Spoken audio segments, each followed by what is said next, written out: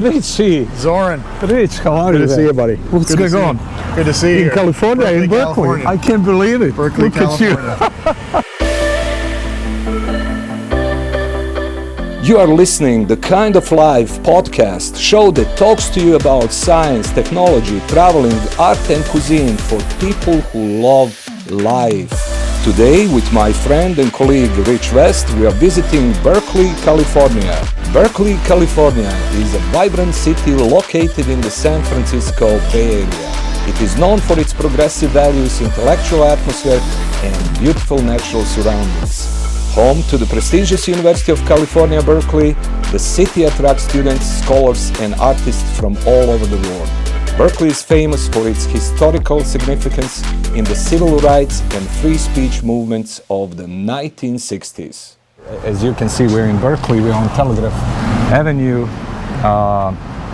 It's history, good history, interesting present, sort of some kind of the good future for this area. That's how I feel as well. So it's I mean, good, positive history behind me, good, relatively okay present. And I'm pretty much sure bright future, we'll see. I remember the first time I came here 20 years ago and visiting a bookstore and grabbing a UC Berkeley Bears shirt. With your Penn State. Yeah, any university I would visit, I'd buy a shirt and bring it home, get one for the kids. See, speaking about bookshops, just over there actually behind, let's walk, I can show it to you. It's Moe's bookshop. And this bookshop, pretty good history there, right? It's really good history about this bookshop because when you look across the street, it was coffee shop and it was movie Graduate with Dustin Hoffman. I can't remember now. I think it was 1969, 68 when the movie was. Do you remember the car? I remember car. That's why I'm still in midlife crisis with that type of the vehicle. Interesting story is he was in one scene, he's sitting over there actually drinking coffee and you can see this shop behind us actually clearly appearing in Yeah, I mean the there's scene. some amazing history in this town, San Francisco in general, Yeah. Berkeley, California, a lot of movements. Well, all movements, everything started here actually when you think about 60s. Well, even 50s actually to some extent, large extent, but 60s were critical. So all these social movements usually start in Berkeley as a more, I would say, a liberal area of the United States, and they said it's in the world one of the most liberal areas. So it starts here, spread through the United States, and then goes globally actually all over the world. Talking about movements and history and where you come from, Croatia, and current day events, you look back at your upbringing and how you came to be in the United States. It's a very interesting story. Yeah, I don't know where to start. Maybe start from the beginning. Yeah. When I moved with my family, we moved actually in early 90s. First destination was New York City. Then we finished in Pittsburgh. My real story, it's actually attached to journalism. And I had my radio station. That was the first independent, privately owned radio station, okay? And as a young kid, I was only 22 when I started that business. So unfortunately for me and my colleagues, we got exposed to a major war which happened in former Yugoslavia just a couple of years after we started business. And because of war situation, I was forced to leave the country, and my decision was to come to United States. But at that time, it wasn't too many independent, open-minded voices when it comes to war. People would usually align with one or other side. So I moved to States, and once when I met Kurt, at that point I was already involved with Soccer Federation in Pittsburgh. Actually, folks who were behind the Stingers at that time, Paul Child, Casper, I think he was one of the guys. I didn't spend some time with him, but quite a few people actually approached me. So what happened actually, Kurt approached me and he said, hey, I have this team and I heard you need to stay in good shape to play because they're having plans to start outdoor professional team in Pittsburgh. And I said, okay. At that time I met Bobby Vosmeyer, who also had his North Stars soccer school and program. And these relationships started happening day after day. You suddenly find yourself meeting new people, new faces. Of course, you need to stay grounded, normal, try to bury your ego if you think that you're better than anybody else, and that BS. And you just accept reality and you work with that. So, but I was exposed to great players when I was young. And it was because of speed. I was very fast actually at that time. I was, I'll tell you, when I was 15 and a half, I had like 11.8 on 100 meters actually, which was very fast. And I was debating actually, should I do athletics, running? Because some people approached me with that idea in hometown, basically saying, hey, you need to do that. But soccer was always, or as we like to say in Europe, football. This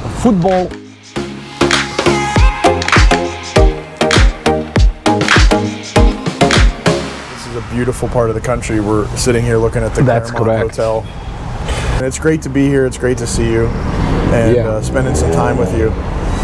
You know, one thing I just really want to get an idea from you, Zoran, because again, this is really cool what you're embarking on here with the podcast. You've met a lot of fascinating people. You have a lot of great people lined up for your show. That's true. You know, what really is driving you towards this? What really is making you excited for it? I never, even when I started working for Lesker, going back now, 27 years ago.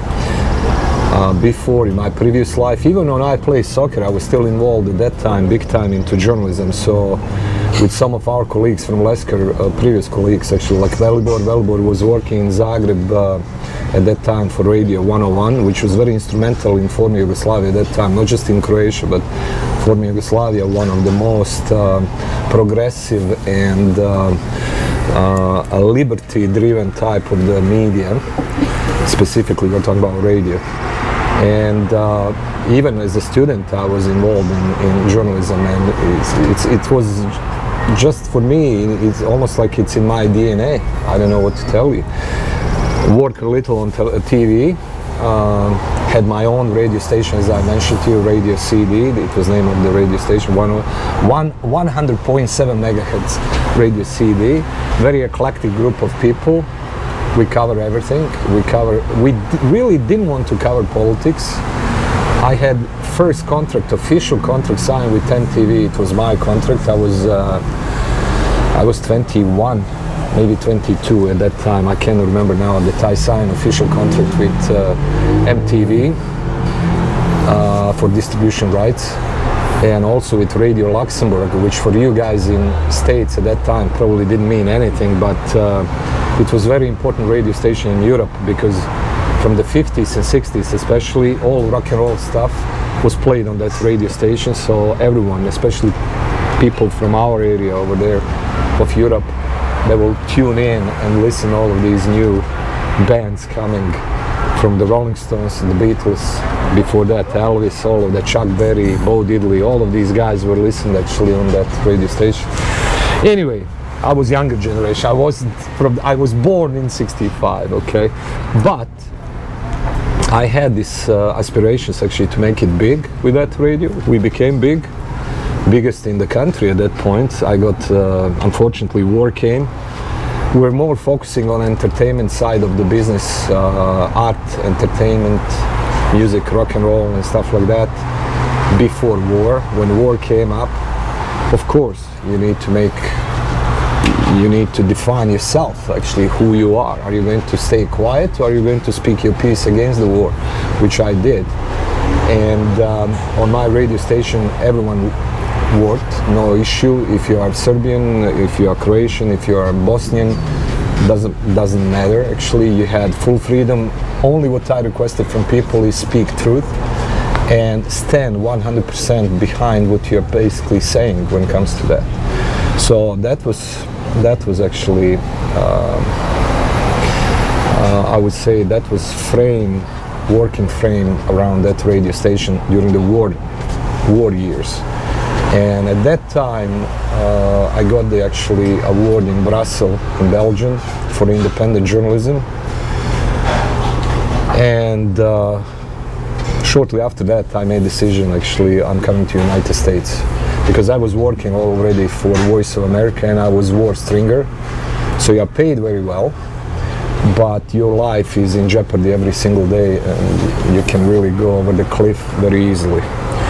You will go in some very troubled areas, no protection besides a couple guys with pistols around them. It was not an insignificant well, I'll tell operation to get you out of the country.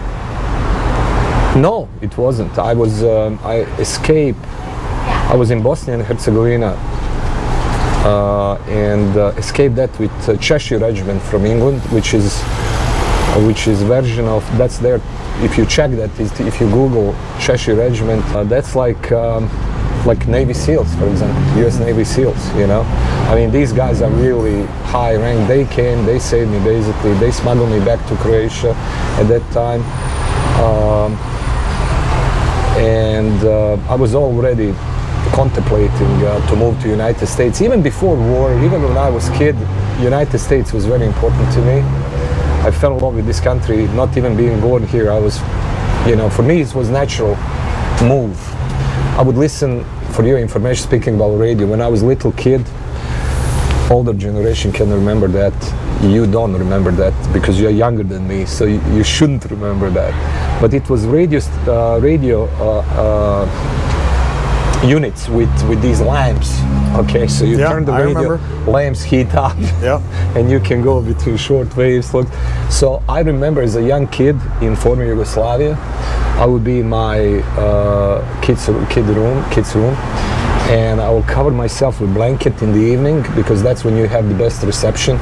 And I will go and look for radio. And I remember, like today, I would run into American stations that they would play baseball game. Guy announcer would be talking about baseball, okay, and he would be talking. I didn't have clue. Neither today I don't have a clue about baseball. Nothing changed about that.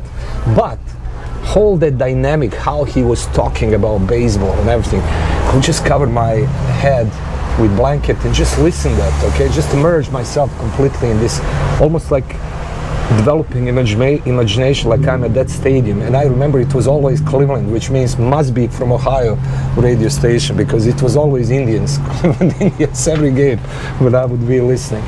You've moved out here to the West Coast, you know, you've been out here 10 years now. Yes. And, you know, when you came out here, we weren't in the position we are as an organization. Not at all. You know, what really led to that? People saw us, they even didn't see us, to be honest, as a West Coast based company. They saw us as just some reseller.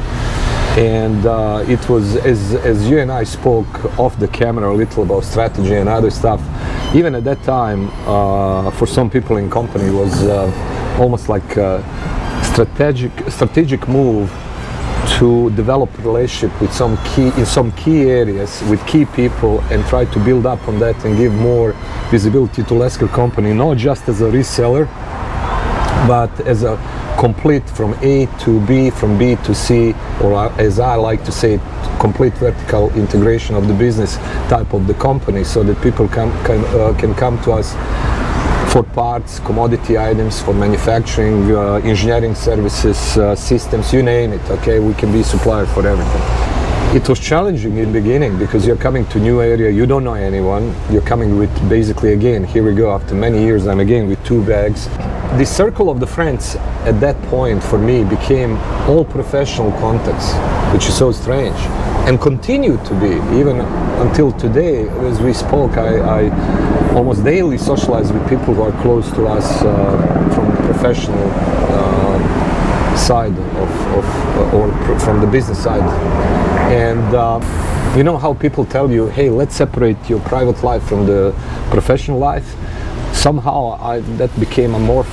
Sure. For me, I merged these two and became my reality. So I became the best friend with our customers, and vice versa, they became best friends with me.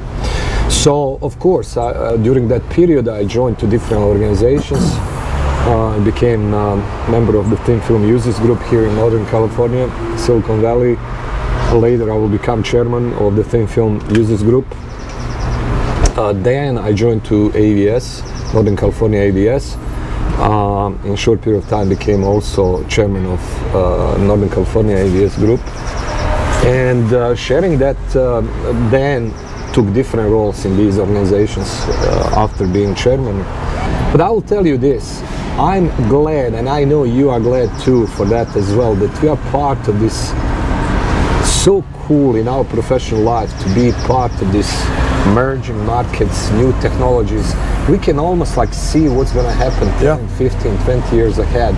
You talk about aerospace, you talk about semiconductor. Doesn't matter which area you touch in, it's always you look what's going to happen.